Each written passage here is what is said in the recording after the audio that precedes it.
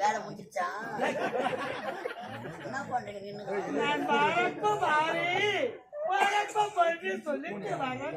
நீங்க சொல்லிட்டு செய்யக்கூடாது.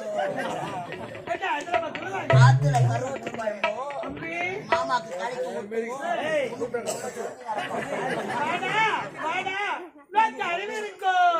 அப்படிதான் முடிச்சாங்களே. போட்டேன், அடமானம் போட்டேன், உதவாங்க நல்லா வாங்கி பறந்து விட்டு நானும்